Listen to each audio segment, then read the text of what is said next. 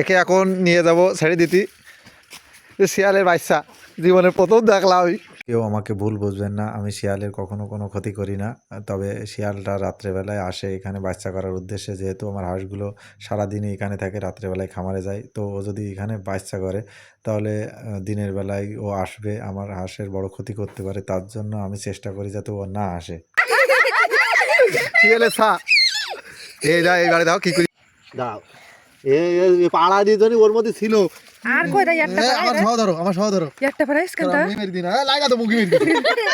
ছেলে বাচ্চা এই ভাই ভাই থাকলাম বাড়ি নিয়ে যাবে। এটা কত সুন্দর দেখা যাচ্ছে, দেখা যাচ্ছে, ভালো দেখা যাচ্ছে।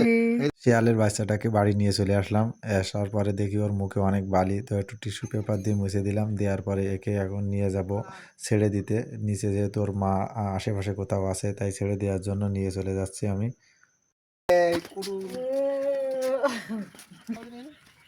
এই দেখ দেখ এই দেখ নিয়ে যাই, এটা পা কিরাম এই জায়গাটা ঠিক গেলি নিয়ে যাবে রে।